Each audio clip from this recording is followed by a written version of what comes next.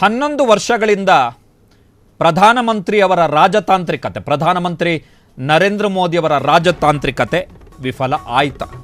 ಇಂಥದ್ದೊಂದು ಪ್ರಶ್ನೆಯನ್ನು ಕಾಂಗ್ರೆಸ್ ಕೇಳಿದೆ. 11 ವರ್ಷಗಳಲ್ಲಿ ಪ್ರಧಾನಮಂತ್ರಿಗಳು 72 ರಾಷ್ಟ್ರಗಳಿಗೆ ಭೇಟಿಯನ್ನು ಕೊಟ್ಟಿದ್ದಾರೆ. 11 ವರ್ಷಗಳಲ್ಲಿ ಪ್ರಧಾನಮಂತ್ರಿಗಳು 129 ಬಾರಿ 72 ರಾಷ್ಟ್ರಗಳಿಂದ ಕೆಲವು ರಾಷ್ಟ್ರಗಳಿಗೆ ಒಂದಕ್ಕಿಂತ ಹೆಚ್ಚು ಬಾರಿ ಭೇಟಿಯನ್ನು ಕೊಟ್ಟಿರುವಂಥದ್ದು. ಹಾಗಾದರೆ 11 ವರ್ಷಗಳ ಪ್ರಧಾನಮಂತ್ರಿ ನರೇಂದ್ರ ಮೋದಿಯವರ ರಾಜತಾಂತ್ರಿಕತೆ ವಿಫಲ ಆಯ್ತಾ ಎನ್ನುವಂಥದ್ದು ಪ್ರಮುಖವಾಗಿರುವಂತಹ ಪ್ರಶ್ನೆ. ಈ ಪ್ರಶ್ನೆಯನ್ನು ಕಾಂಗ್ರೆಸ್ನವರು ಕೂಡ ಕೇಳಿದ್ದಾರೆ. ಕಾರಣ ಏನು ಅಂತ ಹೇಳಿದ್ರೆ, ನೀವು ಗಮನಿಸಿರಬಹುದು, 2014ರಲ್ಲಿ ನರೇಂದ್ರ ಮೋದಿಯವರು ಪ್ರಧಾನಮಂತ್ರಿ ಆದ ಬಳಿಕ ವೆರಿ ಇಂಟ್ರೆಸ್ಟಿಂಗ್ಲಿ 2014ರಲ್ಲಿ ಪ್ರಧಾನಮಂತ್ರಿ ನರೇಂದ್ರ ಮೋದಿಯವರಿಗೆ ಸರ್ಕಾರ ರಚನೆಗೆ ರಾಷ್ಟ್ರಪತಿಗಳು ಆಹ್ವಾನವನ್ನು ಕೊಟ್ಟಿದ್ದು ಕೂಡ ಮೇ 20ನೇ ತಾರೀಕು, ಅಂದರೆ ಈ ದಿನ ಆಹ್ವಾನವನ್ನು ಕೊಟ್ಟಿದ್ದು ಮೊದಲ ಬಾರಿಗೆ 2014ರಲ್ಲಿ.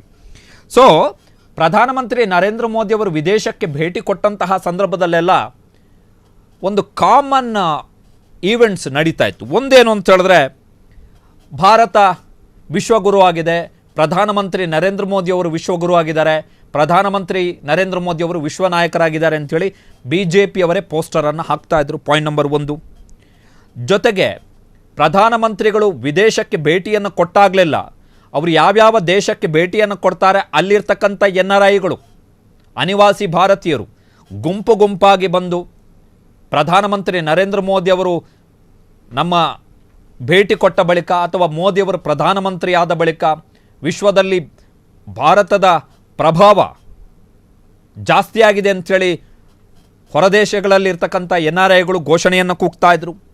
ಮೂರನೆಯದ್ದು ವೆರಿ ಇಂಪಾರ್ಟೆಂಟ್ ಅಂಶ ಏನು ಅಂತ ಹೇಳಿದ್ರೆ, ಈ ರೀತಿ ಪ್ರಧಾನಮಂತ್ರಿ ನರೇಂದ್ರ ಮೋದಿಯವರು ವಿದೇಶಗಳಿಗೆ ಹೋಗಿ ಭೇಟಿ ಕೊಟ್ಟು ವಾಪಸ್ಸಾದ ಬಳಿಕ ಹಲವು ಸಂದರ್ಭಗಳಲ್ಲಿ BJPಯ ನಾಯಕರು ಏರ್ಪೋರ್ಟ್ಗಳಿಗೆ ಹೋಗಿ ಪ್ರಧಾನಮಂತ್ರಿಯವರನ್ನು ಅದ್ಧೂರಿಯಾಗಿ ಸ್ವಾಗತ ಮಾಡಿದಂಥ ಉದಾಹರಣೆಗಳಿದ್ದಾವೆ. ಅದ್ಧೂರಿಯಾಗಿ ಫಾರ್ ದಿ ಫಸ್ಟ್ ಟೈಮ್ ಇವೆಲ್ಲ ಆಗಿರುವಂಥದ್ದು ಭಾರತದ ರಾಜತಾಂತ್ರಿಕ ಇತಿಹಾಸದಲ್ಲಿ.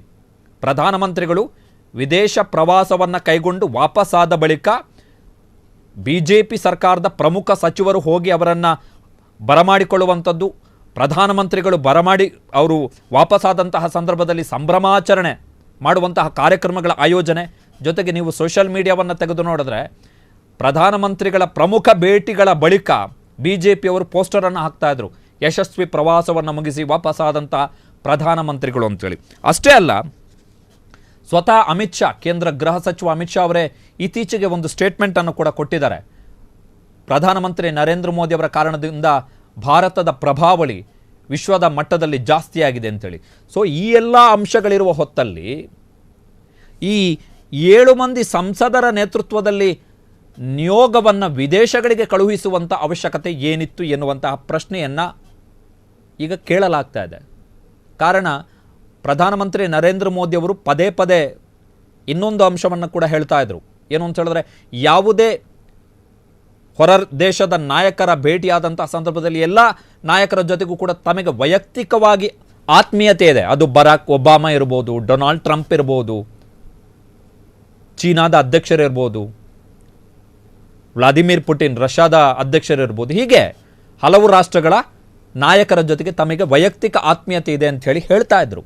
ಸೊ ಆ ವೈಯಕ್ತಿಕ ಆತ್ಮೀಯತೆ ಅಷ್ಟರ ಮಟ್ಟಿಗಿದೆ ಎನ್ನುವುದಾದರೆ ಈಗ ಯಾಕೆ ಈ 7 ಮಂದಿ ಸಂಸದರ ನೇತೃತ್ವದಲ್ಲಿ ವಿದೇಶಗಳಿಗೆ ನಿಯೋಗವನ್ನು ಕಳುಹಿಸಬೇಕಾಯಿತು ಎನ್ನುವಂಥದ್ದು ಪ್ರಶ್ನೆ.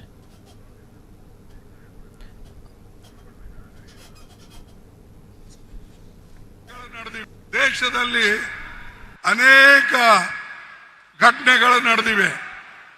ಅದರಲ್ಲಿ ವಿಶೇಷವಾದಂಥದ್ದು ನಿಮಗೆಲ್ಲ ಗೊತ್ತಿದೆ, ಮೊನ್ನೆ ಪಹಲ್ಗಾಂವ್ನಲ್ಲಿ ಒಂದು ದೊಡ್ಡ ಘಟನೆ ನಡೀತು. ಆ ಪಹಲ್ಗಾಂವ್ನಲ್ಲಿ 26 ಜನರದ ಕೊಲೆ ಆಯ್ತು. ಯಾಕೆ ಕೊಲೆ ಆಯ್ತು? ಯಾಕಂದ್ರೆ ಮೋದಿ ಸರ್ಕಾರ ಅಲ್ಲಿ ಸೆಕ್ಯೂರಿಟಿ ಕೊಟ್ಟಿಲ್ಲ. ಯಾರು ಟೂರಿಸ್ಟ್ ಹೋಗಿದ್ರು, ಅಲ್ಲಿ ಯಾರು ನೋಡಕ್ ಹೋಗಿದ್ರು, ಅವರಿಗೆ ಪೊಲೀಸ್ ಸೆಕ್ಯೂರಿಟಿ ಆಗಲಿ, ಬಾರ್ಡರ್ ಫೋರ್ಸ್ ಆಗಲಿ ಅಥವಾ ಅಲ್ಲಿ ಮಿಲಿಟರಿ ಆಗ್ಲಿ ಅವರಿಗೆ ಸಹಾಯ ಮಾಡಲಿಲ್ಲ. ಅದಕ್ಕಾಗಿ 26 ಜನ ಕೊಲೆ ಅಲ್ಲಿ ಆಯ್ತು. ಆದ್ರೂ ಮೋದಿ ಒಂದು ಮಾತಾಡ್ಲಿಲ್ಲ ಅದ್ರ ಬಗ್ಗೆ. ಮೋದಿ ಬರೇ ತನ್ಗೇನು ಹೇಳಬೇಕು ಅದನ್ನ ಹೇಳ್ಕೊಂಡು ಹೋದ್ರು. ಮತ್ ನಾನು ಒಂದು ಮಾತನ್ನ ಹೇಳಿದ್ದೇನೆ, ಇನ್ನೂವರೆಗೆ ಅದರ ಉತ್ತರವನ್ನ ಬಂದಿಲ್ಲ. ಮೋದಿ ಅವರು 17ನೇ ತಾರೀಕು ಕಾಶ್ಮೀರ್ಗೆ ಹೋಗೋರಿದ್ರು.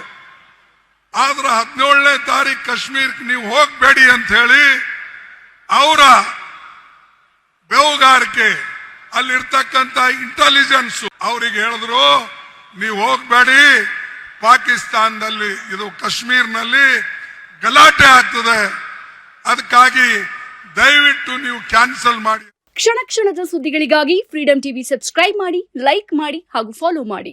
ಹೊಸ ಸುದ್ದಿಗಳ ನೋಟಿಫಿಕೇಶನ್ಗಾಗಿ ಬೆಲ್ ಐಕಾನ್ ಮೇಲೆ ಕ್ಲಿಕ್ ಮಾಡಿ.